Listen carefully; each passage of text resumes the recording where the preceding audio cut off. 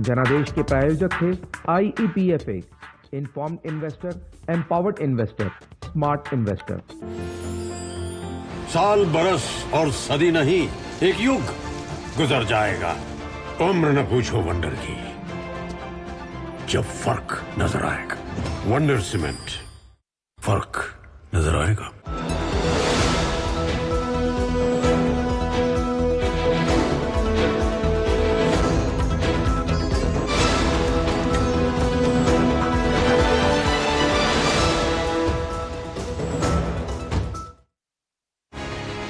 पांच राज्यों में आ गई नतीजों की बारी।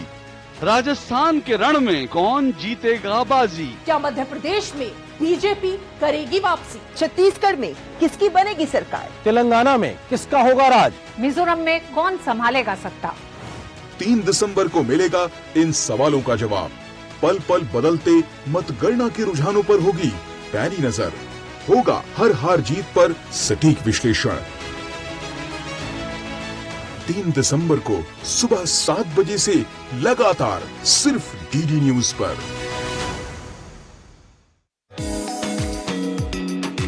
ये जरूरी नहीं कि उजाला सिर्फ चिरागों से ही हो, शिक्षा से भी होते हैं कई घर रोशन। आपको लेकर चलेंगे संध्या शाला में, तो दिखाएंगे आपको डिजिटल पाठशाला भी। लेकर चलेंगे आपको जेल की ओपन कैंटीन में भी, दिखाएंगे आपको कैदियों के हौसले और जज्बे की कहानी। होंगी और भी अच्छी खबरें, देखिए मेरे साथ गुड न्यूज जज्बा इंडिया का।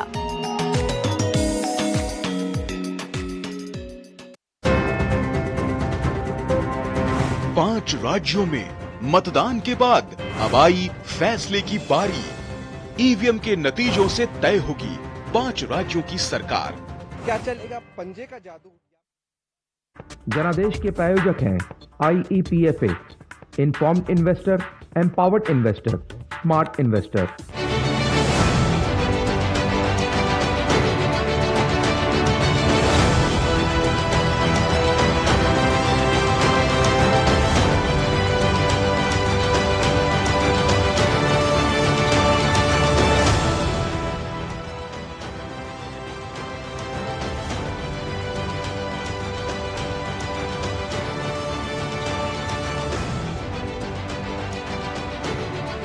नमस्कार, जनादेश में एक बार फिर आप सभी का स्वागत है। 1 घंटा हो चुका है वोटों की गिनती को, और लगातार जिस तरह से रुझान सामने आ रहे हैं वो एक बार फिर उत्साह पैदा कर रहे हैं, क्योंकि एग्जिट पोल ने जो उत्साह बना के रखा है राजनीतिक पार्टियों में, वही उत्साह रुझान भी दिखा रहे हैं। मध्य प्रदेश और राजस्थान में जिस तरह से रुझानों में अभी भी दिखाई दे रहा है भारतीय जनता पार्टी आगे चल रही है, वहीं छत्तीसगढ़ में भारतीय जनता पार्टी कांग्रेस को कड़ी टक्कर देती हुई दिखाई दे रही है। उधर तेलंगाना में भी कांग्रेस BRS को पीछे छोड़ती हुई दिखाई दे रही है, यानी कि दिलचस्प रुझान सामने आ रहे हैं। मैं हूं ऋतु वर्मा, मेरे साथ है मेरे सहयोगी अशोक।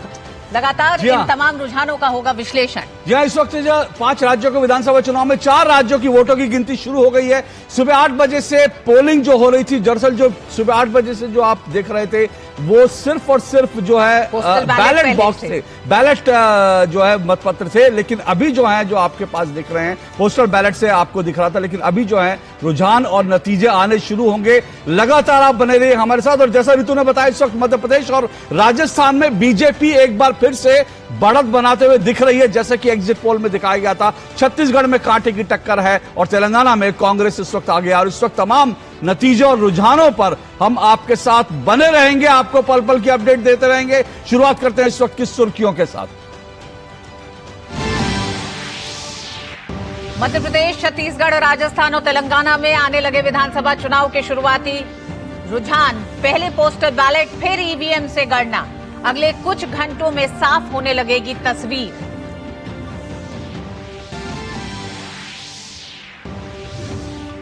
फिर कमल का होगा मध्य प्रदेश। शुरुआती रुझानों में बीजेपी कांग्रेस के बीच कांटे की टक्कर।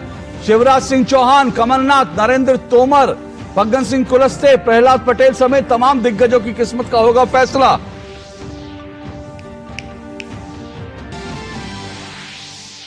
छत्तीसगढ़ में भी कांग्रेस बीजेपी का कड़ा मुकाबला। शुरुआती रुझानों में सत्तारूढ़ दल कांग्रेस आगे, बीजेपी भी दे रही है टक्कर। थोड़ी देर में होगी स्थिति साफ।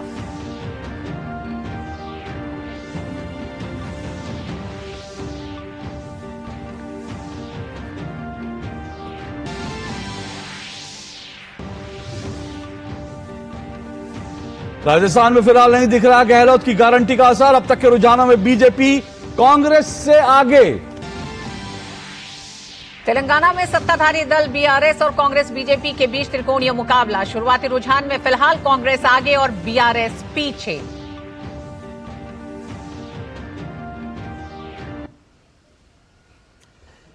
तो इस वक्त की सुर्खियां थी और जैसा हम लगातार बता रहे हैं, जो इस वक्त रुझान आ रहे हैं वो आपको स्क्रीन पर दिख रहे हैं। राजस्थान में इस वक्त जो रुझान है उसमें 82 सीटों पर बीजेपी, माफ कीजिएगा, 82 सीटों के रुझान दिख रहे हैं। 41 पर बीजेपी आगे और इस वक्त 44 पर बीजेपी और कांग्रेस 41 पर। सीट से अशोक गहलोत आगे चल रहे हैं, वहीं झालारपाटन से पूर्व मुख्यमंत्री वसुंधरा राजे आगे चल रही हैं। तो ये शुरुआती रुझान है राजस्थान के।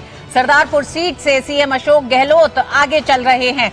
शुरुआती रुझान काफी दिलचस्प दिखाई दे रहे हैं। एग्जिट पोल के जो नतीजे थे, कड़ी टक्कर की जो एक तरह से संभावित जो रुझान दिखाई दे रहे थे, वही इस समय भी एग्जैक्ट पोल में भी नजर आ रहे हैं। जो रुझान दिख रहे हैं उसमें यही दिखाई देता है। लगातार छत्तीसगढ़ में भी जो कांटे की टक्कर दिखाई दे रही है उसमें भी दिखता है कि किस तरह से भारतीय जनता पार्टी ने कांग्रेस को एक कड़ी टक्कर दी है, जिसमें 34 सीटों पर भारतीय जनता पार्टी है, वहीं 48 सीटों पर कांग्रेस आगे चल रही है।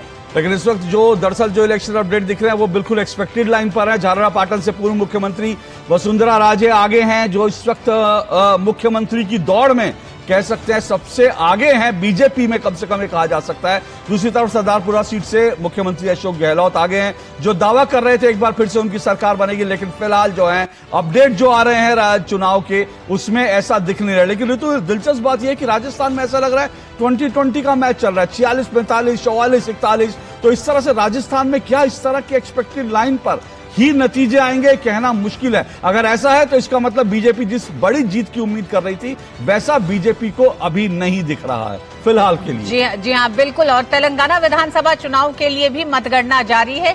बीआरएस एमएलसी ने क्या कहा है, आइए आपको सुनवाते हैं कि कविता का क्या कहना है। मैं बहुत कॉन्फिडेंस है, हम वापस अच्छे से जीत के आएंगे। अभी तो 1-2 घंटे का ही समय है, लेकिन कॉन्फिडेंस तो भरपूर है। होपफुली लोगों के ब्लेसिंग के साथ अच्छे से सरकार में वापस आएंगे। अभी तो देखेंगे 1-2 घंटे में, बट अच्छा मिलना चाहिए क्योंकि हमने अच्छे काम किए हैं। लग रहा है कि बहुत अच्छे से नंबर मिलने वाले हैं।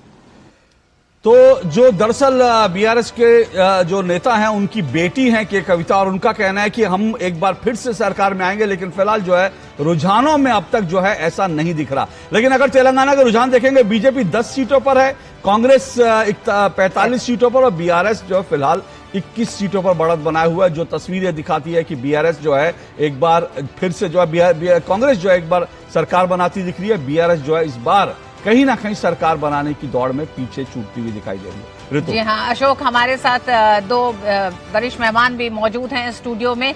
रोशन गौड़ वरिष्ठ पत्रकार हमारे साथ है, राजनीतिक विश्लेषक सतीश कुमार सिंह हमारे साथ मौजूद हैं। आपका आप दोनों का ही बहुत बहुत स्वागत है। साथ ही साथ हमारे साथ रिपोर्टर्स भी लगातार का जो एक तरह से बदलाव है और रुझानों पे क्या प्रतिक्रिया है उसको देने के लिए हमारे साथ रिपोर्टर भी मौजूद है। जगदीश उपासने जुड़ चुके हैं हमारे साथ, वो भी हमारे साथ है। हमारे संवाददाता भी तमाम अपडेट रखे हुए हैं। जगदीश जी, मध्य प्रदेश की राजनीति पर तो आप काफी पकड़ रखते हैं, इस वक्त जो रुझान दिखा रहे हैं क्या आप कहेंगे इस वक्त? और बीजेपी से इस वक्त हमारे साथ एक मेहमान जुड़ चुके हैं, बीजेपी से हम सीधा बीजेपी ऑफिस जाए, लेकिन उससे पहले जगदीश उपासने जी आपका पहला कमेंट जल्दी से, इस वक्त जो रुझान है उनके अनुसार दिख रही है। 2018 में भी ऐसी टक्कर शुरुआत में दिखाई दी, लेकिन भाजपा को 7-8 सीटों से कम पड़ना पड़ा, कम हो गई। लेकिन इस बार ऐसी स्थिति नहीं होगी और जो भाजपा के नेताओं ने जो कॉन्फिडेंस दिखाया है, मुझे लगता है कि वो कॉन्फिडेंस ठीक है, क्योंकि जिस ढंग से समर्थन उनको मिला है उसके हिसाब से अभी तो आपको बराबरी की रेस दिख रही है, लेकिन दोपहर तक जाते जाते ये स्थिति पलट सकती है। बीजेपी कौन है भाई? जी जगदीश जी, हमने देखा लगातार प्रचार के दौरान भी मध्य प्रदेश में कुछ नए प्रयोग भी भारतीय जनता पार्टी ने किए हैं।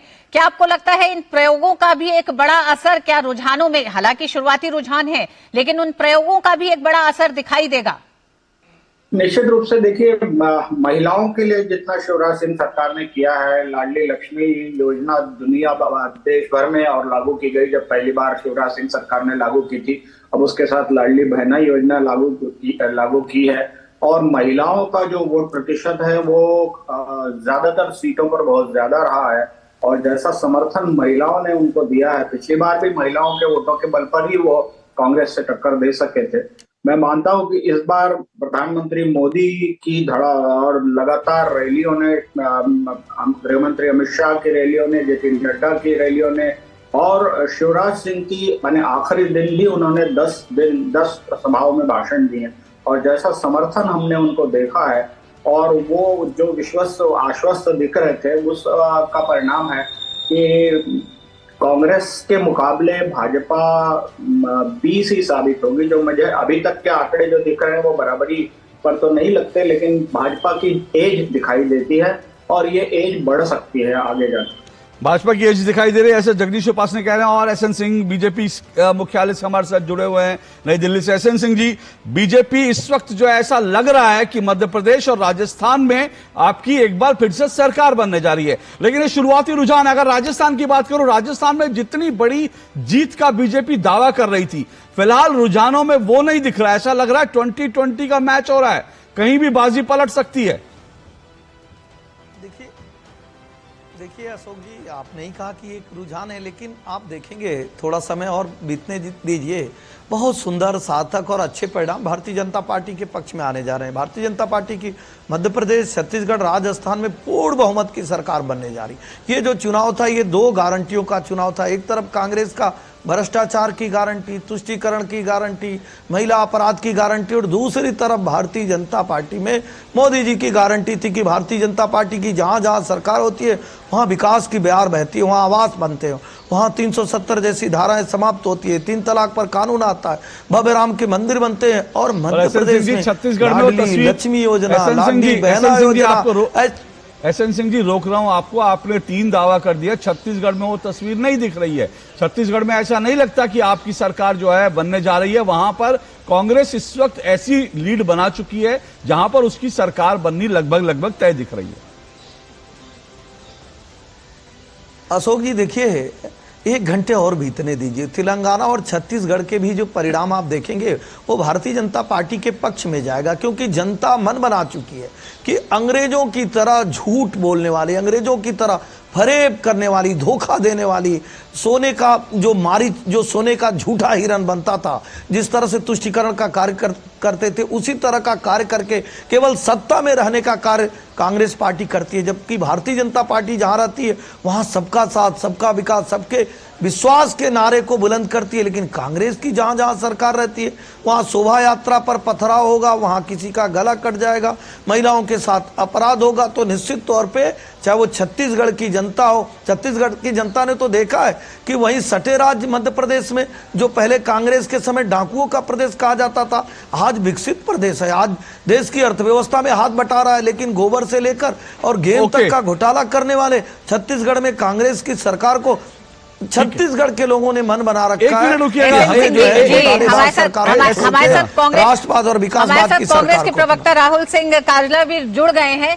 राहुल जी, सुबह से सेलिब्रेशन जारी है कांग्रेस के मुख्यालय में दिल्ली में, लेकिन राजस्थान और मध्य प्रदेश की जो स्थिति दिखाई दे रही है वो स्थिति कोई बहुत बेहतर नहीं दिखाई दे रही है। कांग्रेस की दावे बड़े मतलब खोखले से दिखाई दे रहे हैं इस समय शुरुआती रुझानों में, अभी तो गिनती लंबी है।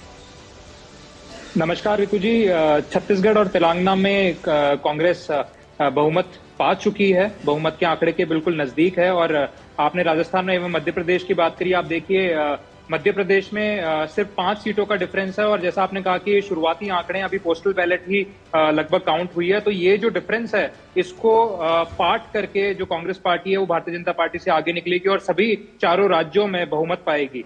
नहीं, लेकिन राहुल जी, पोस्टल बैलेट के बाद अब जो है दूसरी गिनती शुरू हो चुकी है ऑलरेडी, और आप जो कह रहे हैं अगर 5 सीटों पर बीजेपी अगर 5 या 10 सीटों पर भी आ गया है, तो सवाल यह है कि मध्य प्रदेश में 18 साल से बीजेपी शासन में थी और आप लगातार वहां पे कह रहे थे कि अब हमारी वापसी हो रही है। कमलनाथ बड़े बड़े दावे कर रहे थे, लेकिन जो शुरुआती संकेत मिल रहे हैं उससे लग रहा है कि 18 साल के बाद भी आप बीजेपी को उसके गढ़ में हरा नहीं पा रहे हैं। अभी तो कह सकते हैं कि हिला नहीं पा रहे हैं, हराना तो बड़ी दूर की बात है। अशोक जी, आप कांग्रेस पार्टी के लिए लकी हैं मेरे ख्याल। अब देखिए, जैसे ही आपने कहा राजस्थान में दोनों पार्टियां बराबर आ गई हैं 53-53 पे, और मध्य प्रदेश में जो डिफरेंस है वो अब 1 सीट का रह गया है। तो जैसा कि मैंने कहा था कि जैसे जैसे काउंटिंग आगे बढ़ेगी, ये जो डिफरेंस है इसको कांग्रेस पार्टी कवर कर लेगी और आगे निकलेगी। आपकी बात बिल्कुल ठीक है। पिछले 15 सालों में शिवराज सिंह सरकार ने जिस प्रकार का काम मध्य प्रदेश में किया था, सिर्फ और सिर्फ वादे किए थे, झूठे वादे। और पिछली बार भी जनता ने आशीर्वाद दिया था कांग्रेस पार्टी को, और इस बार फिर से जनता आशीर्वाद देने जा रही है और बहुत जबरदस्त तरीके से आशीर्वाद देने जा रही है। तो सभी चारों राज्यों में ये जो डिफरेंस है, ये बारी बारी हम देख रहे हैं कि कभी दोनों पार्टियां बराबर आ जाती हैं, कभी कांग्रेस पार्टियां आगे निकल रही है। बट हाँ, अभी जो डिफरेंस है वो मार्जिनल है। और जो बाकी के दोनों राज्य हैं जहां पे आप देखेंगे कांग्रेस पार्टी ना केवल आगे है बल्कि एक क्लियर मेजोरिटी पा चुकी है, तो ये राजस्थान और मध्य प्रदेश में भी ये जो डिफरेंस है ये कवर कर लिया। ठीक है राहुल जी, रुकिएगा, मैं एसएन सिंह जी के पास। एसएन सिंह जी, अगर कुल मिलाकर देखें तो राजस्थान में जो सवाल मैंने राहुल जी से पूछा वही सवाल आपसे बनता है। वहां पे 18 साल की आपकी सरकार थी जिसके खिलाफ जो है कांग्रेस, ऐसा नहीं लग रहा कि वहां बेहतर प्रदर्शन कर पाई। लेकिन राजस्थान में आपके पास इतने सारे मुद्दे थे। राजस्थान में जिस तरह से नेक टू नेक चल रहा है, मैं बीजेपी के कई नेताओं की बात अगर मैं कहूं तो बीजेपी दावा कर रही थी 130 सीटों से बीजेपी जीतेगी, लेकिन इस वक्त जो है जो अंतर है बड़ा करीबी अंतर है। ऐसे में लग नहीं रहा कि आपने चाहे शोभा यात्रा पे पथराव हो, करौली के दंगे हो, पानी की कमी हो, या फिर जो है जिस तरह से कन्हैयालाल दर्जी की हत्या हुई, उनका सर काटा गया, ये सब मुद्दे बीजेपी जनता तक ठीक से पहुंचा पाई? नहीं, बहुत अच्छे तरीके से जनता तक पहुंचाने का कार्य किया हमारे आदरणीय प्रधानमंत्री जी, हमारे राष्ट्रीय अध्यक्ष जी, गृह मंत्री जी और तमाम हमारे जो देवतुल्य कार्यकर्ता, वो सभी भारतीय जनता पार्टी के पक्ष में अच्छा माहौल बनाते दिखे। और आप परिणाम भी देखेंगे, 1 घंटे और बीतने दीजिए। राजस्थान में भारतीय जनता पार्टी, हम आपके जिम्मेदार चैनल पर बहुत जिम्मेदारी से कह रहे हैं कि भारतीय जनता पार्टी की पूर्ण बहुमत की सरकार बनने जा रही, क्योंकि राजस्थान की जनता तो पढ़ी लिखी जनता है। राजस्थान की जनता वो समझदार जनता है। राजस्थान की जनता जानती है कि कांग्रेस के समय में कैसे कैसे गुनाह नहीं हुए। भारत को गाली देने का कार्य हुआ, हिंदुओं को अपमानित करने का कार्य हुआ, डेंगू मलेरिया कहने का कार्य हुआ।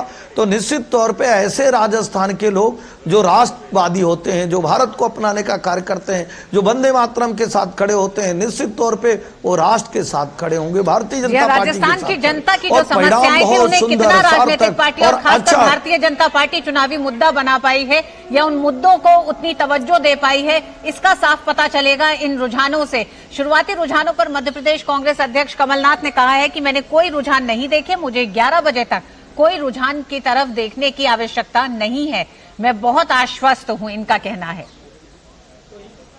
मैंने कोई रुझान नहीं देखे, मुझे 11 बजे तक कोई रुझान की तरफ देखने की आवश्यकता नहीं है। मध्य प्रदेश के मतदाताओं पर पूरा विश्वास है। सीटें मीटे में नहीं जाता, मैं मतदाताओं पर जाता हूं।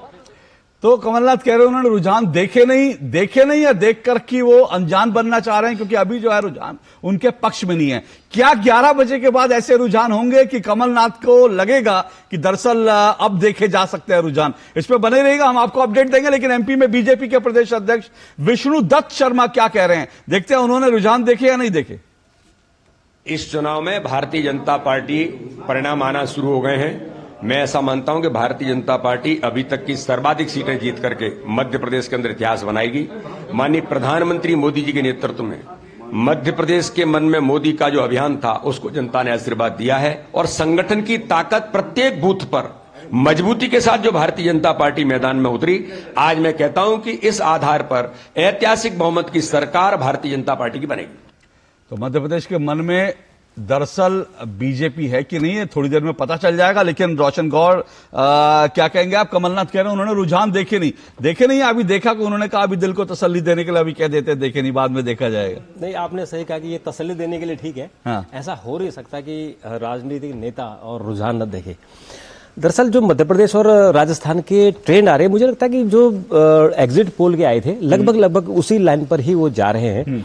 और हमने एक चीज और देखी कि जो आखिरी दिनों में चुनाव प्रचार हुआ, और चुनाव प्रचार में जिस तरह से पिछले 6 महीनों में कांग्रेस का एक जो मोमेंटम बना था वो कहीं लास्ट मोमेंट में हमने उसको ढलते हुए देखा। इसलिए आपको क्यों लगा ऐसा कि भाई कांग्रेस का मोमेंटम जो बनाया था अंतिम समय में, क्योंकि रुझान तो यही दिखा रहे हैं कि कांग्रेस शुरुआत में 6 महीने पहले जो सिचुएशन दिख रही थी वो सिचुएशन से कांग्रेस नीचे आ रही है। बिल्कुल, क्योंकि हुआ ये कि जिस समय इन्होंने अपने मुद्दे उठाए और ऐसा लगा इनको कि राहुल गांधी और प्रियंका गांधी ने जो जोर लगाया था लास्ट मोमेंट में ऐसा लगा कि इनके आपस में कुछ मतभेद है, नेताओं के बीच में मतभेद है। जैसा आपने मध्य प्रदेश में देखा कि कमलनाथ और दिग्विजय सिंह के बीच में कुछ कहीं के मतभेद है। तो मुझे कह रहे हैं वहां तो कपड़े फाड़ की बात चल रही थी। तो इसलिए मुझे लगता है कि पब्लिक के बीच में ये मैसेज गया कि ये अगर सरकार आ गई तो दोबारा फिर आपस में लड़ेंगे।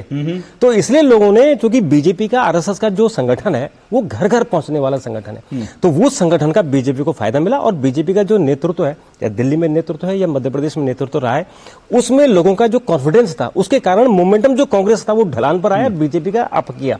और यही राजस्थान में भी हुआ कि जो बीजेपी ने एक जो चुनावी मुद्दा बनाया था कि वहां जो अत्याचार हो रहे हैं, महिलाओं के खिलाफ अत्याचार हो रहे हैं, जो हिंदुओं के खिलाफ अत्याचार हो रहे हैं, वो मुझे लगता है कि कहीं ना कहीं जनता को रोशन गौर जो आप कह रहे हैं, मुझे लगता है कि राजस्थान में बीजेपी कांग्रेस थोड़ा फाइट में आई है। पहले तो फाइट में जरूर ये समय शुरुआती है। हाँ। मुझे लगता है कि हमें इनको आंकड़े अभी नहीं मानने चाहिए, ये जस्ट ट्रेंड है। अभी हमें 1 घंटा और इंतजार करना चाहिए, तब मुझे लगता है कि तस्वीर और क्लियर होगी। पर मुझे ऐसा लगता है कि हो सकता है कि ये अभी जो कांटे की टक्कर तो दिखाई रहे थे, पर मुझे ऐसा लगता है कि कहीं बीजेपी को बदल सकती है। मध्य प्रदेश में सतीश जी, मध्य प्रदेश में देखा गया और अभी भी वो कह रहे थे कि बीजेपी के नेता की मोदी के नेतृत्व में और संगठन की मजबूती, अगर दोनों ही चीजें थी तो फिर उन नए प्रयोगों के साथ तमाम सांसदों को, केंद्रीय मंत्रियों को क्यों मैदान में उतारने की जरूरत पड़ी? क्योंकि जो बात कांग्रेस के लिए कहा जा रहा है राजस्थान में, ऐसा ही कुछ मध्य प्रदेश में भारतीय जनता पार्टी के लिए भी कहा जा रहा था कि शुरुआत में जो एक तरह से जो टक्कर दिखाई दे रही थी उसमें बराबर की टक्कर में कांग्रेस दिखाई दे रही थी, लेकिन मोमेंटम जो पकड़ा गया चुनाव प्रचार का और जिस तरह से प्रधानमंत्री नरेंद्र मोदी ने कमान संभाली है, उसने एक बड़ा बदलाव किया है। देखिए, 2003 से बीजेपी सत्ता में है मध्य प्रदेश में।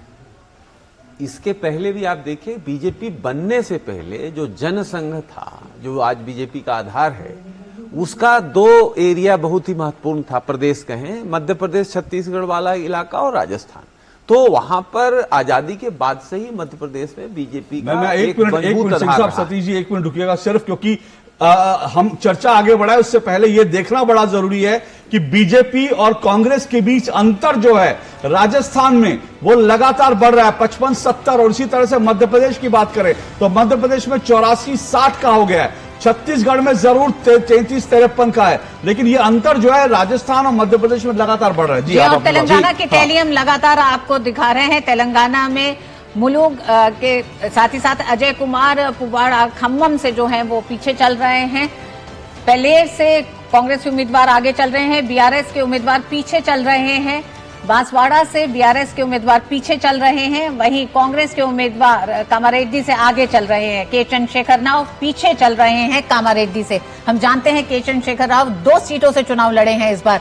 अशोक 10 साल से सत्ता में रहने के बावजूद भी अगर मुख्यमंत्री को और बीआरएस के बड़े नेता से, बिल्कुल, तो इसका मतलब उनका कहीं ना कहीं खुद का आत्मविश्वास डिगा हुआ था। और ये अगर रुझान जो दिखा रहे हैं, अगर चुनाव परिणाम में बदलते हैं तो इसका मतलब वो सही थे कि उनका रुझान जो है वो दरअसल उनका आत्मविश्वास डगा हुआ था। और इस वक्त राघव पटेल, प्रवक्ता आम आदमी पार्टी के, वो भी हमारे साथ जुड़ चुके हैं। लेकिन आप जी, आम आदमी पार्टी के प्रवक्ता राघव पटेल हमारे साथ जुड़ चुके हैं। मैं राघव जी आपके पास आऊं, उससे पहले सतीश जी आप अपनी बात पूरी करें। जी, सुधीर जी माफ कीजिएगा। सुधीर जी, देखिए, मध्य प्रदेश में मैंने कहा कि 20 साल से बीजेपी सत्ता में है। निश्चित तौर पर एंटी इनकम्बेंसी कुछ होता है, लेकिन बीजेपी ने जिस तरह से एक चुनावी गणित की बिसात बिछाई, उसको प्रो इनकम्बेंसी में बदल दिया। बीजेपी का बहुत लंबा आधार रहा है। बीजेपी एकीकृत होकर लड़ी, जहां लगा पार्टी को कि फला उम्मीदवार कमजोर होगा, वहां उन्होंने सांसदों को लगाया, केंद्रीय मंत्रियों को लगाया।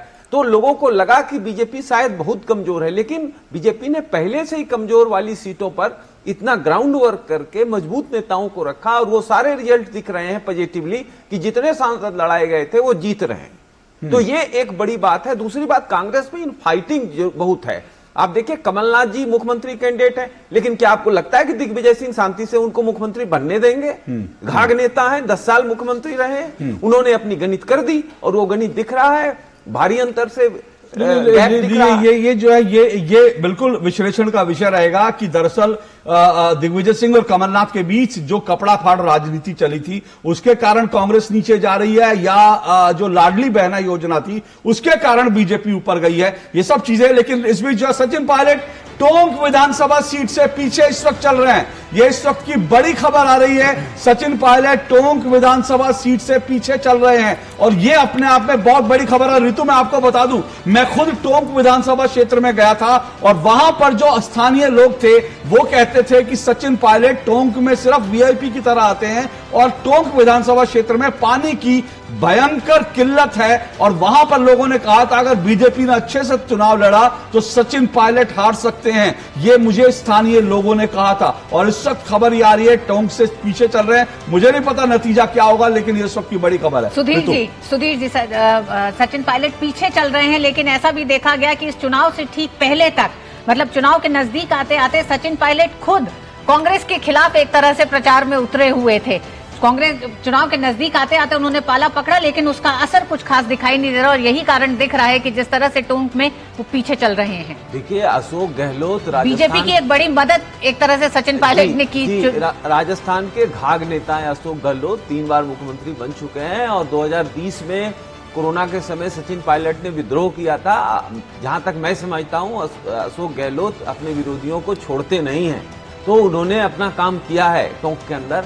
फिर सचिन पायलट वीआईपी टाइप के लीडर हैं, तो निश्चित तौर पर जमीन पर उतनी उनकी पकड़ और सक्रियता नहीं दिखी जितनी, जैसे अशोक जी बता रहे हैं, वहां की जनता ने। देखिए, आप बड़े हो सकते हैं लेकिन जनता के बीच जब जाएंगे तभी जनता का सपोर्ट आपको मिलेगा, ये एक बहुत स्पष्ट बात। एक और बड़ा फैक्टर है ऋतु, हमें राघव पटेल के पास चलना है, आम आदमी पार्टी के हमारे। रोशन जी 1 मिनट रुकिए, लेकिन एक सिर्फ मैं बात यहां जोड़ना चाह रहा हूं कि अगर ये जो रुझान दिख रहे हैं, अगर सचिन पायलट टोंक से पीछे हैं, तो इसका मतलब यह है कि जो गुर्जर वोट हैं वो बीजेपी के साथ इस बार बड़ी संख्या में गए हैं, जो दरअसल पिछली बार कांग्रेस की जीत का एक बड़ा फैक्टर था, इस बात को याद रखिए। लेकिन राघव जी के पास चलते हैं, आम आदमी पार्टी के प्रवक्ता हमारे साथ जुड़े हुए हैं। राघव जी, चुनाव में तो मैं परिणाम, रुझान, ये सब चीजें चर्चा चल रही हैं, आम आदमी पार्टी का बहुत कुछ स्टेक पे नहीं था, लेकिन जो बड़ा सवाल मैं आपसे जानना चाहता हूं वो ये है कि क्या इन चुनाव में तो कम से कम साफ तौर पे दिख रहा था कि जो इंडिया अलायंस बनाया था, जिसका आम आदमी पार्टी में एक हिस्सा थी, वो पूरी तरह से बिखर गया। अखिलेश यादव साफ तौर पर कह चुके हैं कि वो इंडिया अलायंस में फिलहाल नहीं है। क्या आम आदमी पार्टी इंडिया अलायंस में है और इन चुनाव के बाद रहेगी? पहला और सबसे इंपॉर्टेंट सवाल आज ये आपसे। देखिए अशोक जी, जो इंडिया अलायंस था वो लोकसभा को लेकर था, तो विधानसभा को लेकर ऐसा कोई अलायंस था नहीं। तो विधानसभा में आप देखिए अखिलेश यादव जी भी लड़ रहे थे, मायावती जी भी लड़ रही थी और आम आदमी पार्टी भी लड़ गई थी। और मायावती तो है भी नहीं इंडिया अलायंस का हिस्सा। नहीं, मध्य प्रदेश में अखिलेश यादव चाहते थे कि कांग्रेस के साथ लड़ ले, वो तो कांग्रेस ने साथ अपने रखने के लिए कांग्रेस तैयार नहीं हुई।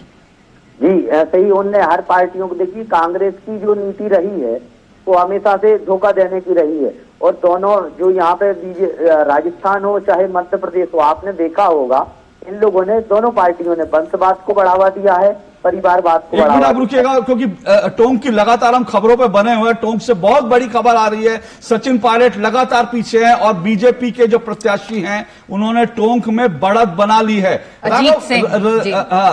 राघव जी, मैं फिर कह रहा हूं, देखिए अभी आपने कहा कि विधानसभा अजीत सिंह इस वक्त बीजेपी प्रत्याशी अजीत सिंह टोंक से आगे चल रहे हैं सचिन पायलट से, ये इस वक्त की बड़ी खबर है, ये इस वक्त का बड़ा ट्रेंड भी है। और राजस्थान की हवा किधर बह रही थी ये भी बता रहा है टोंक से क्या हो रहा है। दरअसल ये एक बड़ी खबर है और बीजेपी इस वक्त 77 सीटों पर बढ़त बना चुकी है, कांग्रेस 56 पे सिमटी हुई है। राघव जी, बड़ा सवाल मैं फिर आ रहा हूं, आपने कहा विधानसभा चुनाव के लिए ये इंडिया अलायंस नहीं बना था, और सवाल यह है कि क्या इसके बाद भी, मैं आपसे सीधा पूछ रहा हूं, विधानसभा चुनाव के बीच में ऐलान कर चुके अखिलेश यादव कि वो इस इंडिया अलायंस का हिस्सा नहीं है, फिलहाल लोकसभा चुनाव में भी वो सोचेंगे। मैं आपसे पूछ रहा हूं कि कांग्रेस के साथ क्या अभी भी अरविंद केजरीवाल खड़े हैं? क्या आप अभी भी इंडिया अलायंस का हिस्सा है लोकसभा चुनाव के लिए?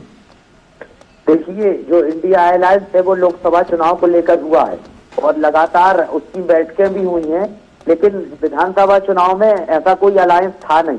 तो आम आदमी पार्टी ने मध्य प्रदेश में, राजस्थान में, छत्तीसगढ़ में हम लोग चुनाव लड़ रहे थे। और देखिए यहाँ पर हमें बहुत ज्यादा मध्य प्रदेश में आम आदमी पार्टी फाइट में है, क्योंकि आपने देखा होगा राजस्थान में भी घोटाले हुए, मध्य प्रदेश में भी घोटाले हुए, छत्तीसगढ़ में भी घोटाले हुए। बीजेपी कांग्रेस सिर्फ एक दूसरे को घेर रही है। कहाँ फाइट में है जरा बताइए, कितनी सीटों पे आगे चल रहे हैं?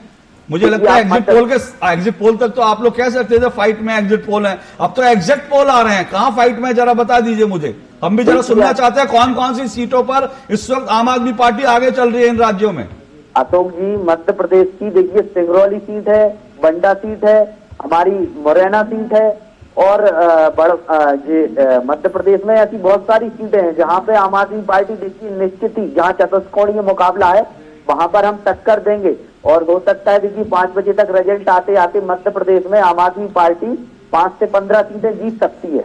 चलिए, मुझे लगा आप कहने वाले हैं कि इस रिजल्ट आते आते आम आदमी पार्टी सरकार बनाने की सिचुएशन में होगी। जी हाँ, चलिए, आपने यही कहा टक्कर में होंगे, ठीक है। छोटे से ब्रेक का है, ब्रेक के बाद जानेंगे कि इन चुनाव के नतीजों के बाद इंडिया अलायंस पे किस तरह का असर पड़ने जा रहा है।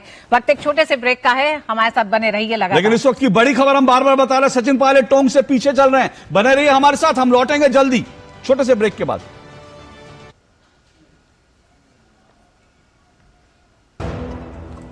चल नहीं रहे, साल, बरस और सदी नहीं, एक युग गुजर जाएगा।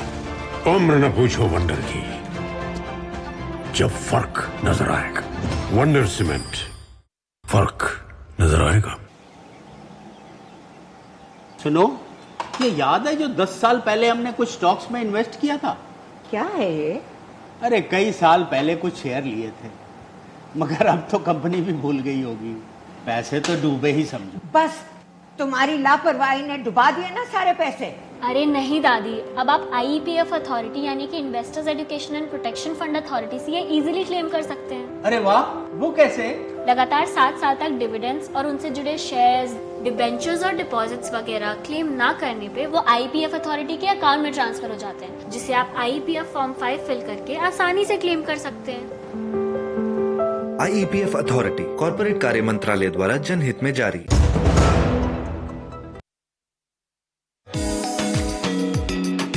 ये जरूरी नहीं कि उजाला सिर्फ चिरागों से ही हो, शिक्षा से भी होते हैं कई घर रोशन। आपको लेकर चलेंगे संध्या शाला में, तो दिखाएंगे आपको डिजिटल पाठशाला भी। लेकर चलेंगे आपको जेल की ओपन कैंटीन में भी, दिखाएंगे आपको कैदियों के हौसले और जज्बे की कहानी। होंगी और भी अच्छी खबरें, देखिए मेरे साथ गुड न्यूज जज्बा इंडिया का।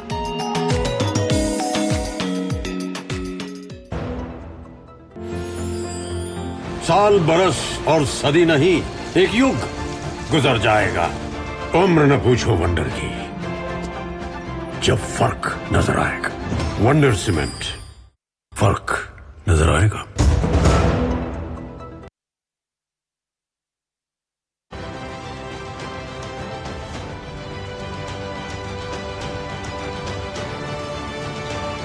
और इस वक्त जनादेश में हम जुड़े हुए हैं और 4 राज्यों के जो विधानसभा चुनाव के जो परिणाम और रुझान हैं वो लगातार हम आपको अपडेट दे रहे हैं। और इस वक्त जो खबरें हैं, बड़ी खबरें हैं, उसके अनुसार तेलंगाना में साफ तौर पर कांग्रेस की सरकार बनती दिख रही है। और बीआरएस, जो दरअसल टीआरएस से बीआरएस बनी थी, जो राष्ट्रीय राजनीति में जो छा जाने का सपना था, फिलहाल के चंद्रशेखर राव का वो सपना बिखरता हुआ दिख रहा है। और इसको कहते हैं कि आधी छोड़ पूरी को भागे, आधी मिले ना पूरी पावे, उनकी स्थिति वो हो गई है। और छत्तीसगढ़ से इस वक्त बड़ी खबर आ रही है। छत्तीसगढ़ में क्या इस वक्त अपडेट है आपको हम बता देते हैं। छत्तीसगढ़ से जो बड़ी खबर आ रही है, वहां पर छत्तीसगढ़ के मुख्यमंत्री भूपेश बघेल पीछे हैं। और ये बड़ा इंटरेस्टिंग है, छत्तीसगढ़ में कांग्रेस जरूर आगे है, लेकिन मुख्यमंत्री भूपेश बघेल पीछे हैं। भतीजे विजय बघेल से पीछे हैं भूपेश बघेल। ऋतु जी हाँ, बिल्कुल। छत्तीसगढ़ में जो लगातार कहा जा रहा था, जिस तरह से चुनाव के दौरान भी कि एक कांटे की टक्कर भारतीय जनता पार्टी छत्तीसगढ़ में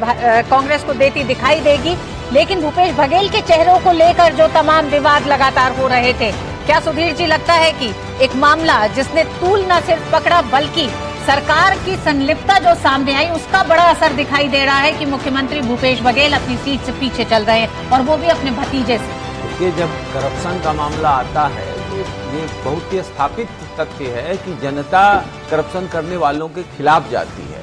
अभी तक वो आगे चल रहा है। करप्शन वास्तव में अभी भी मुद्दा है, क्योंकि आप जो बात कर रहे हैं बड़ी बात है। करप्शन का मुद्दा अभी भी बनता है। कई लोगों को लगता है करप्शन आज की तारीख में कोई बड़ा मुद्दा है, निश्चित तौर पर है। और भूपेश बघेल जो पीछे चल रहे हैं उसमें एक पक्ष तो वो है, दूसरा पक्ष ये है कि उनके परिवार का ही कोई व्यक्ति लड़ा है तो परिवार में भी एक भेद हुआ है, तो उसका भी असर बनता है। और एक लार्जर पर्सपेक्टिव में देखें तो टीएस सिंहदेव जो हैं और बघेल दोनों में झगड़ा पिछले 4-5 साल से चल रहा है, उसका भी असर हो सकता है। तो पार्टी तो जीतती हुई नजर आ रही है, लेकिन मुख्यमंत्री का कैंडिडेट और स्थापित मुख्यमंत्री 5 साल से इतने बड़े बड़े दावे हारते हुए नजर आ रहे हैं। तो निश्चित तौर पर करप्शन एक मुद्दा है जो हराने के लिए उनको सहायक हो रहा है, लेकिन और सारे मुद्दे हैं, आपस में मतभेद वगैरह भी हैं जिसके ये एक बड़ी खबर आ रही है। मध्य प्रदेश में नरेंद्र सिंह तोमर भी पीछे चल रहे हैं। जी हाँ, एक बड़ी खबर इस वक्त आई है। दिल्ली सीट से बीजेपी के प्रत्याशी नरेंद्र सिंह तोमर केंद्रीय मंत्री हैं और कृषि मंत्री हैं, वो इस वक्त पीछे चल रहे हैं और ये अपने आप में एक बड़ी बात है। और इस वक्त ज्योतिरादित्य सिंधिया क्या कह रहे हैं, आइए सुनते हैं। इन सभी के हमारा जनता के साथ एक व्यक्तिगत और हृदय का संबंध, सुशासन की सरकार, यही कारण है। मुझे पूर्ण विश्वास है कि दिग्विजय सिंह 2 दिन से आपको अटैक कर रहे हैं। कल भी उन्होंने कहा कि हमारे पास सिंधिया जैसे नहीं है, हमारी कांग्रेस नहीं टूटेगी, नहीं होगी। उनके हर एक बद्दुआ का मैं स्वागत करता हूं और दिग्विजय सिंह जी को मैं अपने तरफ से, अपने दिल की गहराइयों से मैं उनको शुभकामनाएं भी देता हूं। ठीक है, थैंक यू सर। रोशन जी, दिग्विजय सिंह ने, प्रियंका गांधी दोनों ने ज्योतिरादित्य सिंधिया पे जो कड़े हमले करे हैं, क्या ये कांग्रेस के भीतर का दर्द है? देखिए, जब 2018 में कांग्रेस जीत गई थी, सरकार में आ गई थी, तो ये ज्योतिरादित्य ही थे जिन्होंने कुछ कांग्रेस के एमएलए को तोड़ा था और कुछ जो निर्दलीय थे, और फिर बीजेपी की सरकार बनी थी। तो उनका दर्द है, इसलिए वो बार बार कह रहे थे अपनी सभाओं में, उन्होंने बार बार कहा कि एक बनी हुई सरकार को ज्योतिरादित्य ने तोड़ा है। और उन्होंने तो उनको जो है धोखेबाज भी कहा। प्रियंका गांधी ने पब्लिकली कहा। अदरवाइज इससे पहले मैंने देखा था कि राहुल गांधी और प्रियंका गांधी कभी भी ज्योतिरादित्य पर पर्सनली हमले नहीं करते थे। लेकिन उन्होंने पहली बार गांधी वाड्रा ने सीधा हमला किया, क्योंकि उन्हें एक दर्द था कि एक बनी हुई सरकार को उन्होंने गिराया। ऋतु, इस पूरे उसमें मामले में इस परिदृश्य का एक बड़ी तस्वीर का एक पहलू और भी है।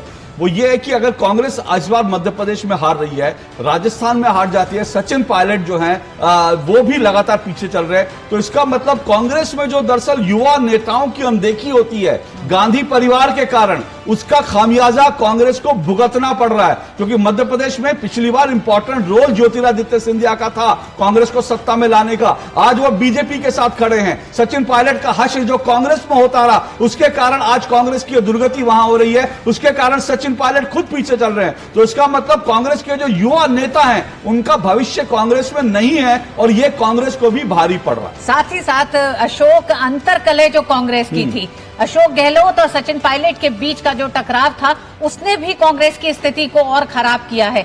सतीश जी, लगातार अशोक गहलोत चुनाव के मतदान के बाद भी कहते रहे कि मैं पहला ऐसा देश का मुख्यमंत्री हूं जो मुख्यमंत्री पद पर रहना नहीं चाहता हूं, लेकिन मुझे जबरदस्ती बनाए रखा गया है।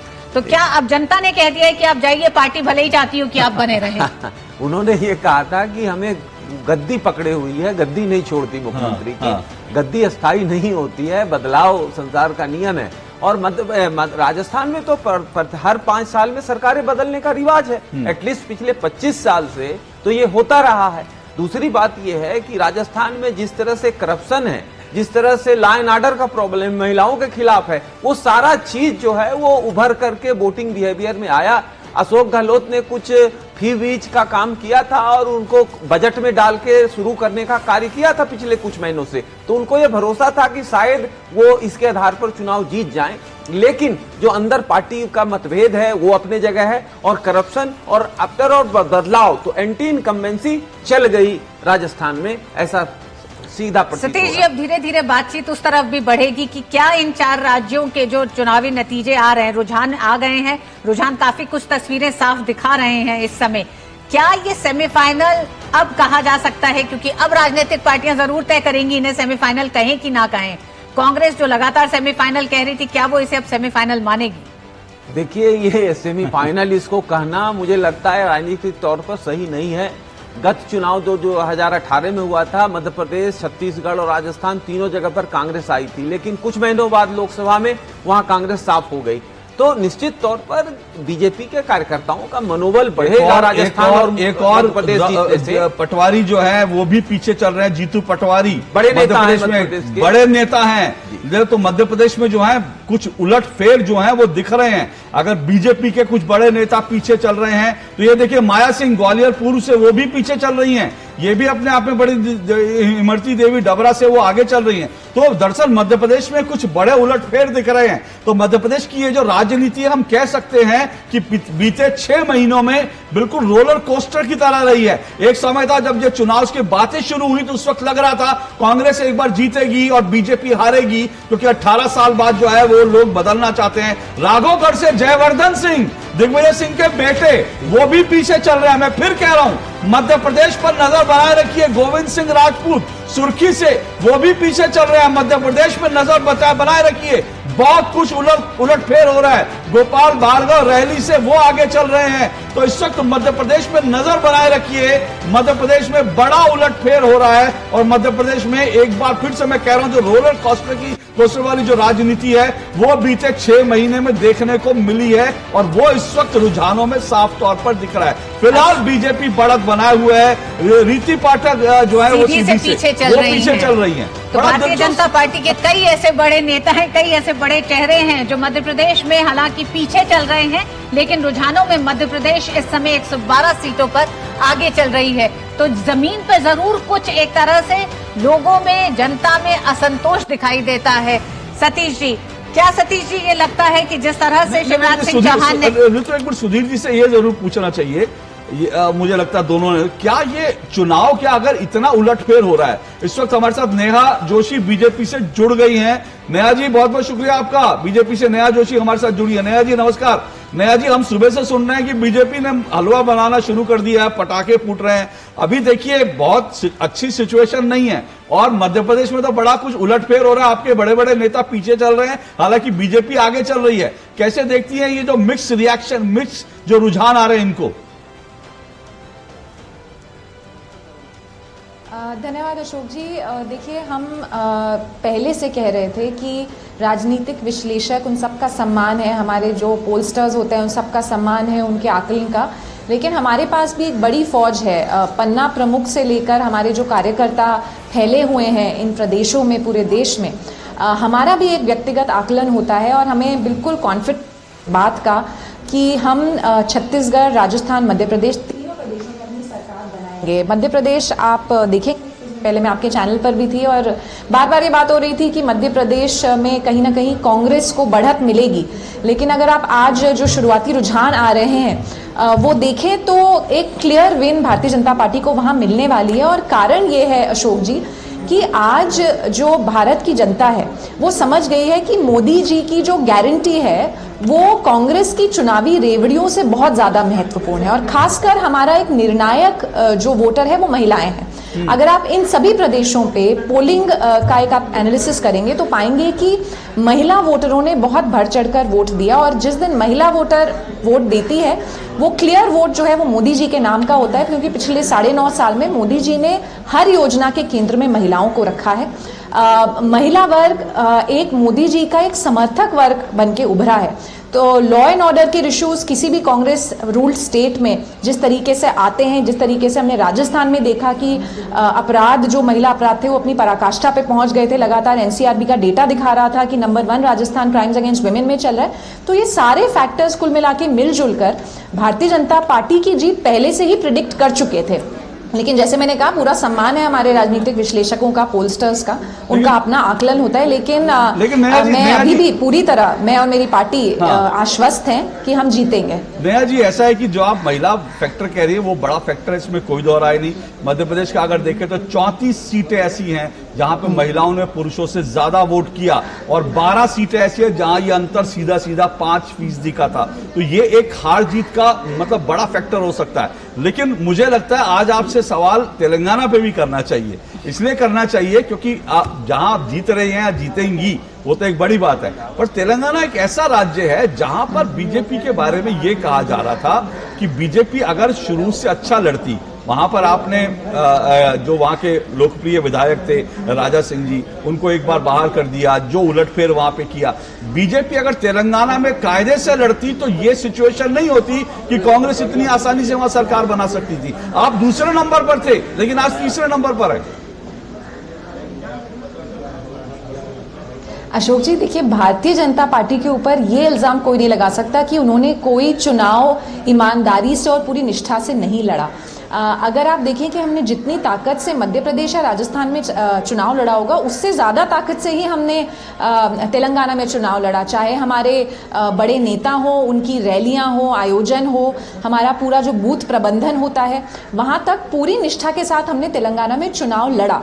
लेकिन बहुत तरह के फैक्टर्स रहते हैं, और क्या फैक्टर्स रहे कि हम उतनी बढ़त नहीं बना पा रहे हैं जो हमने उम्मीद की थी, इसका पार्टी विश्लेषण करेगी। लेकिन अशोक जी, मुझे लगता है भारतीय जनता पार्टी जो एक वार्ड काउंसिलर का चुनाव होता है, पंचायत का चुनाव होता है, वो भी पूरी ताकत से, पूरी निष्ठा से लड़ती है। तो ये नहीं कहा जा सकता कि भारतीय जनता पार्टी ने वहाँ अच्छा चुनाव नहीं लड़ा। और जो हमारे लाखों कार्यकर्ता तेलंगाना में जिन्होंने बहुत ज्यादतियाँ सही हैं, वहाँ की वर्तमान सरकार की, जेल गए हैं, डंडे खाए हैं, मुझे लगता है उनके साथ ये अन्याय होगा अगर मैं कहूं कि हमने ईमानदारी से और पूरी ताकत से चुनाव नहीं लड़ा। जी बिल्कुल, भारतीय जनता पार्टी ने जनसेना के साथ ट्रिपल अलायंस करा है। 8 सीटों पर जनसेना चुनाव लड़ रही है। हमारे साथ हमारी संवाददाता आयशा खानम भी जुड़ गई हैं। आयशा, सबसे पहले आप ही से जानना चाहेंगे, लगातार जो रुझान आ रहे हैं उसमें कांग्रेस सत्ता के नजदीक साफ दिखाई दे रही है, लेकिन भारतीय जनता पार्टी का भी ग्राफ जिस तरह से इस चुनाव में बढ़ा है, हालांकि पिछले चुनाव से तुलना करने में बढ़ा है, लेकिन अगर एक पूरी चुनावी डगमगा रही है जी पुरानी अगर एक तरह से इसकी बात करें कि एक जगह आप जब ऑपोजिशन में होते हैं तो आप कितनी मजबूती से चुनाव लड़े हैं, उस पर जरूर सवाल हो रहा है। जी देखिए, इस चुनाव में अगर हम बात करते हैं बीआरएस और कांग्रेस के बीच की टक्कर की बात हो रही है, लेकिन चुनाव के अंत में जब नतीजे आएंगे तो साफ नजर आएगा कि यहाँ पर BJP is the winner, because BJP का वोट शेयर बढ़ रहा है। और बीजेपी ने लगातार जिस तरह से तेलंगाना में शुरू से यहाँ पर एक बढ़त बना ली थी, पार्टी को मजबूती दी, क्योंकि पिछले चुनाव में बीजेपी ने महज एक ही सीट यहाँ पर जीती थी, और उसके बाद 2019 में बीजेपी ने यहाँ पर 4 लोकसभा सीटें जीती है। तो आप अंदाजा लगा सकते हैं। और ये चुनाव, इस चुनाव के दौरान भी बीजेपी ने जमकर कई इलाकों में, खासकर नॉर्थ तेलंगाना इलाकों में बीजेपी का जमकर प्रचार हुआ, और इन इलाकों में बीजेपी को उम्मीद है कि यहाँ से उन्हें अच्छे नतीजे आ सकते हैं।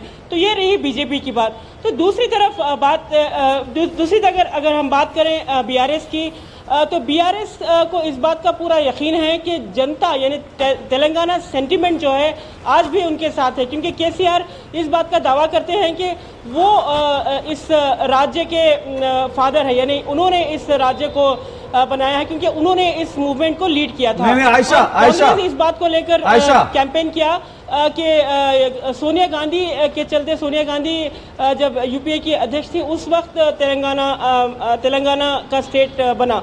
ऐसे में तेलंगाना सेंटिमेंट को लेकर कांग्रेस और बीआरएस ने दोनों ने लोगों के पास वोट मांगा है। हालांकि हकीकत यह है कि बीआरएस के खिलाफ जो एंटी इनकम्बेंसी फैक्टर रहा, ये बहुत ही मजबूत वेव। नहीं आयशा एक सुनिए। आयशा, आप तेलंगाना अपने आयशा आप सुन पा रही है मुझे? जिस तरह से लोगों को निराश किया। आयशा, आप मुझे सुन पा रही हैं? मैं ये कह रहा हूं, आप तेलंगाना प्राइड की बात कर रही हैं बार बार, और जाहिर सी बात है ये एक बड़ा फैक्टर तेलंगाना में पिछले कई चुनाव से है, क्योंकि नया राज्य है। लेकिन मैं ये सवाल पूछना चाहता हूं, मैं बार बार ये कह रहा हूं, जो दरअसल चंद्रशेखर राव ने अपनी पार्टी को तेलंगाना राष्ट्र समिति से भारत राष्ट्र समिति किया, उनकी एक राष्ट्रीय महत्वाकांक्षाएं जो दिख रही थी, उनको लग रहा था कि तेलंगाना से निकलेंगे और देश पर शासन करेंगे, तो वो जो तेलंगाना का जो प्राइड फैक्टर था वो तो अब उनकी पार्टी के नाम में भी नहीं रहा। क्या ये एक बड़ा फैक्टर है जिसके कारण आज वो इस सिचुएशन में कि लोगों ने कहा कि अब तो ये भारत राष्ट्र समिति बनने चले गए, तेलंगाना राष्ट्र समिति तो अब है ही नहीं, तो तेलंगाना का प्राइड कहां बचा?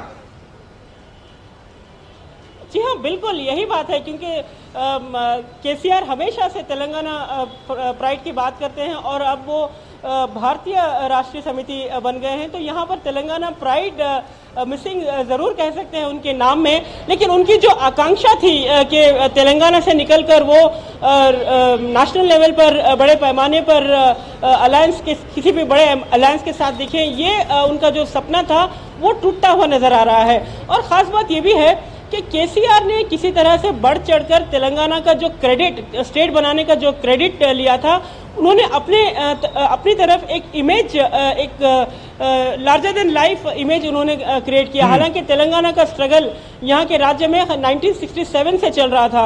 इन्होंने महज टीआरएस बनाकर 10 साल में जो मूवमेंट लीड किया था, उसके बाद पूरा क्रेडिट ये मानकर चलते हैं कि तेलंगाना राज्य बनाने में इनका हाथ है। तो ऐसे में लोगों को ये बात साफ नजर आ रही थी। और जैसे ही सरकार बनी तो जिन वायदों पर तेलंगाना स्टेट बना था, ये देखिए सबसे ज्यादा स्टूडेंट्स इस पूरे मूवमेंट में शामिल थे। अनएम्प्लॉयमेंट यानी बेरोजगारी सबसे बड़ा मुद्दा था, रिजर्वेशन सबसे बड़ा मुद्दा था। ये तमाम चीजें थी जिसके चलते लोग चाहते थे कि वो आंध्रा से अलग होकर राज्य बनाएंगे। बिल्कुल आयशा, अशोक, बीआरएस के नुकसान का एक कारण एंटी इनकम्बेंसी के साथ साथ कांग्रेस की बढ़त जिस तरह से दिखाई दे रही है रुझानों में 64 सीटों पर, उसमें ये कहा जा सकता है कि रेवंत रेड्डी जिस तरह से एक युवा चेहरा रहे तेलंगाना में कांग्रेस के, उसने भी कांग्रेस को काफी फायदा पहुंचाया है। वक्त एक छोटे से ब्रेक का है, ब्रेक के बाद वापस लौटेंगे और चर्चा होगी इन्हीं रुझानों पर। छोटा सा ब्रेक है, बने रहेगा हमारे साथ। बड़ी खबर आ रही है इस वक्त हमारे पास, उस बड़ी खबर पर आएंगे इस ब्रेक के बाद।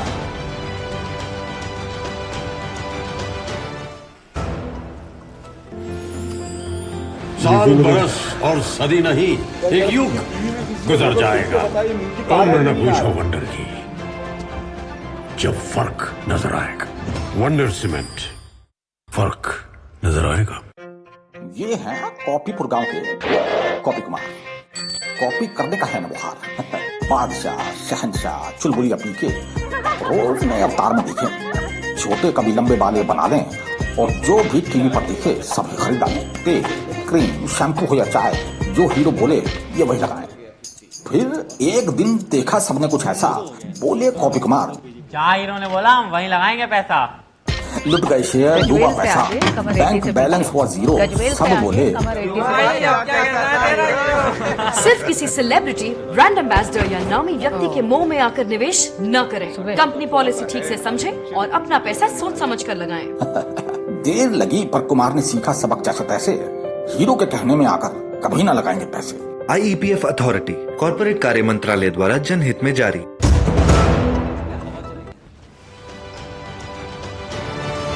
तो जनादेश आप देख रहे हैं और जनादेश में इस वक्त तमाम बड़ी खबरों पर हम लगातार बने हुए हैं और इस वक्त कुछ बड़ी खबरें आ रही हैं। आपको बता दें जो मध्य प्रदेश के, राजस्थान के और साथ साथ तेलंगाना और छत्तीसगढ़ के जो रुझान और नतीजे आ रहे हैं हम आपको बता रहे हैं। मध्य प्रदेश में जो बड़ी खबर है वो ये है कि शुरुआती रुझान में बीजेपी को बहुमत मिल गया है। ये एक बड़ी खबर है, आज की बड़ी खबर है और इस वक्त की बड़ी खबर है। और शुरुआती रुझान में बीजेपी को राजस्थान में भी बहुमत मिल गया है। तेलंगाना के शुरुआती रुझान में कांग्रेस को बहुमत मिल गया है और इसी तरह से अगर छत्तीसगढ़ की बात करें तो छत्तीसगढ़ के शुरुआती रुझान में कांग्रेस को बहुमत मिल गया है। तो मोटे तौर पर जो बड़ी तस्वीर आज दिख रही है वो 2-2 की दिख रही है, लेकिन अगर इसका आप विश्लेषण करेंगे तो दरअसल ये बीजेपी के लिए एक बड़ा जो है जीत की तरफ है, क्योंकि बीजेपी उस राज्य में लौट रही है जहां पर लग रहा था कि बीजेपी हारने वाली है। मैं मध्य प्रदेश की बात कर रहा हूं और राजस्थान बीजेपी एक बार फिर से कब्जा कर रही है। तो ये इस वक्त की बड़ी खबर है। ये जो इस वक्त की बड़ी, तेलंगाना में कांग्रेस 64 सीटों पर बढ़त बनाए हुए है और जो शुरुआती रुझान है उसके अनुसार बहुमत पर मिलता दिख रहा है। मध्य प्रदेश में बीजेपी 116 सीटों पर आगे है और ये भी बहुमत के आंकड़े को छू रहा है। राजस्थान में बीजेपी 84 सीटों पर आगे है और ये भी बहुमत के आंकड़े को छूते हुए बीजेपी आगे बढ़ रही है। ये सीधी तस्वीर इस वक्त हम देख रहे हैं मोटा मोटी, जो अगर कहें इनमें, हालांकि आंकड़े आप कहेंगे तो कहेंगे कि इसमें शायद जो है कुछ झोल है, लेकिन फिलहाल इंतजार करना पड़ेगा क्योंकि ये शुरुआती रुझान है। ऋतु जी हाँ, बिल्कुल शुरुआती रुझान ये बता रहे हैं कि किस तरह से मध्य प्रदेश और राजस्थान में भारतीय जनता पार्टी रुझानों में सरकार बनती हुई दिखाई दे रही है। तो वहीं तेलंगाना और छत्तीसगढ़ में कांग्रेस जिस बात का दावा कर रही थी वो अपने दावे पे खरी उतरती दिखाई दे रही है। छत्तीसगढ़ में भारतीय जनता पार्टी जहां शुरुआती एक तरह से चुनाव प्रचार के दौरान चुनाव की घोषणा के बाद जहां मैदान में ये माना जा रहा था कि 15 या 20 सीट तक सिमट जाएगी, उसमें छत्तीसगढ़ में भारतीय जनता पार्टी 33 सीट पर बढ़त लेती हुई दिखाई दे रही है। 57 सीट पे कांग्रेस बढ़त लेती हुई दिखाई दे रही है। तो एक कड़ी टक्कर छत्तीसगढ़ में देती हुई दिखाई दे रही है भारतीय जनता पार्टी। वहीं राजस्थान और मध्य प्रदेश में भारतीय जनता पार्टी की सरकार बनती रुझानों में दिख रही है। हालांकि ये रुझान है क्योंकि हम जानते हैं अशोक 2018 में भी जीत हार का आंकड़ा बहुत ही कम था। ऐसी तकरीबन 40 सीटें थी जिनमें 5000 और 3000 से कम का आंकड़ा था। तो दिलचस्प है अभी भी एक तो मुझे ये भी याद है कि छत्तीसगढ़ के जो चुनाव नतीजे थे वो शाम तक आए थे, बिल्कुल देर शाम तक आए थे और छत्तीसगढ़ में जो तस्वीर है बहुत देर से साफ हुई और ऐसा लग रहा था शुरू में कि कांग्रेस लेकिन अशोक ये भी दिखता है कि मध्य प्रदेश में भी रुझानों में भी जो अंतर है ना, वो अंतर आज की तारीख में बहुत ज्यादा दिखाई दे रहा है। 116 पे आगे है भारतीय जनता पार्टी, तो वही कुछ करीब 83 पर कांग्रेस है। बिल्कुल ये जो अंतर है ये 18 की तुलना में काफी बेहतर दिखाई देता है। मध्य प्रदेश में नरसिंहपुर सीट से अशोक बीजेपी प्रत्याशी प्रहलाद पटेल की आइए सुनते हैं प्रहलाद पटेल क्या कह रहे हैं। केंद्रीय मंत्री भी हैं। अच्छा नहीं, वो पीछे नहीं, उनके बारे में अभी सुन लेते हैं। नरेंद्र सिंह तोमर पीछे चल रहे हैं, प्रहलाद पटेल क्या कहते हैं आइए सुनते हैं। मध्य प्रदेश में प्रचंड बहुमत की सरकार भारतीय जनता पार्टी की बनी और मुझे लगता है कि आज जो रुझान आ रहे हैं वो उसके अनुकूल, राजस्थान हो, मध्य प्रदेश हो, छत्तीसगढ़ में जो हम बढ़त बना रहे हैं, मैंने पहले भी कहा था कि पिछले 5 राज्यों में जो परफॉर्मेंस भारतीय जनता पार्टी का था हम उससे बेहतर परफॉर्म करेंगे। तो प्रहलाद सिंह पटेल कह रहे हैं कि हम पहले से बेहतर परफॉर्म करेंगे। तो क्या एग्जिट पोल में जो बीजेपी को दरअसल 140 सीटों से ऊपर दिखा रहे थे, क्या बीजेपी उतनी सीटें ले पाएगी, ये बड़ा सवाल है। लेकिन मध्य प्रदेश में बीजेपी की वापसी हो रही है, यही अपने आप में एक बड़ी बात है। और हमारे साथ कई मेहमान और जुड़े हैं। नेहा जोशी बीजेपी ऑफिस से जुड़ी है। नेहा जी, एक तेलंगाना को लेकर जरूर आपसे, मध्य प्रदेश में आप की जीत जो है इंप्रेसिव है, इसमें कोई दो राय नहीं। मैं फिर लेकिन तेलंगाना पे बात करूंगा और तेलंगाना को खास करके ये एक बात है कि तेलंगाना में कांग्रेस लगातार अंतिम समय में ये एक लोगों को मैसेज देने में लगता है कामयाब रही कि बीजेपी और बीआरएस एक ही हैं और वो दोनों कहीं ना कहीं वो दोनों मिल जाएंगे। और ये भी कुछ लोग कह रहे हैं कि कर्नाटक में बीजेपी चुनाव हार गई थी, दक्षिण में लोकसभा की 130 सीटें हैं, वहां पर बीजेपी को अगर 2024 का चुनाव जीतना है, सरकार बनानी है बहुमत से, तो बीजेपी को वहां कुछ एलाइज की जरूरत पड़ेगी। तो क्या ऐसा कोई संभावना है कि बीआरएस और बीजेपी एक बार साथ साथ आए कम से कम लोकसभा चुनाव के लिए? देखिए, ये तो बहुत बड़े डिसीजन और स्टेटमेंट्स हैं जो मुझे नहीं लगता कि मैं आधिकारिक रूप से किसी भी चैनल पर दे सकती हूँ। लेकिन आप देखेंगे कि तेलंगाना में भी भारतीय जनता पार्टी का वोट शेयर पिछले असेंबली इलेक्शन से बढ़ने वाला है। ये अभी शुरुआती रुझान में हमें क्लियरली दिख रहा है। इसके अलावा हमने देखा है कि लोकसभा चुनाव में भी तेलंगाना में भारतीय जनता पार्टी ने अच्छा परफॉर्म किया था और वो हम कंटिन्यू करेंगे, उस पर भी हम बढ़त बनाएंगे।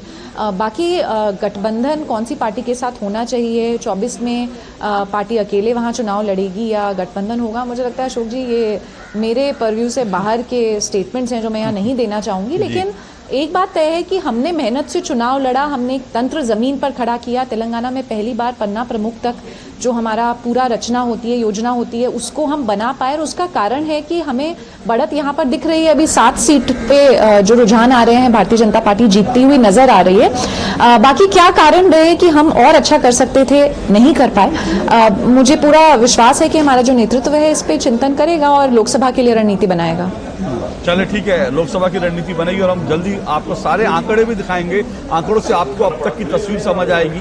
मेरे पास वो आंकड़ा है, उससे पहले जल्दी से राहुल सिंह काजला, मध्य प्रदेश में क्या हो गया? कांग्रेस इस वक्त जो है, और मुझे लगता है इस वक्त जो है जो रुझान है वो एक तस्वीर सेट कर रहे हैं कि मध्य प्रदेश में क्या कपड़ा फाड़ राजनीति जो हुई दिग्विजय सिंह वर्सेस कमलनाथ की, वो भारी पड़ी है। लाडली बहना योजना ने दरअसल जो है मध्य प्रदेश में बीजेपी को लाडला बना दिया जनता का। आप म्यूट पर हैं राहुल, आप म्यूट पर हैं। और इस वक्त ब्रेकिंग खबर आ रही है मध्य प्रदेश से, आपको बड़ी खबरें आ रही हैं वो आपको बता दें। इस वक्त जो चुनाव से जुड़ी इस वक्त ब्रेकिंग न्यूज है वो आपको बता दें। मध्य प्रदेश से जो बड़ी खबर आ रही है, बुधनी विधानसभा सीट से शिवराज सिंह चौहान आगे हैं। दूसरे राउंड में शिवराज सिंह चौहान 13,062 वोट से आगे हैं। वहीं मध्य प्रदेश में बड़ी खबर आ रही है, शिवराज सिंह चौहान बुधनी सीट से आगे चल रहे हैं। ये बड़ी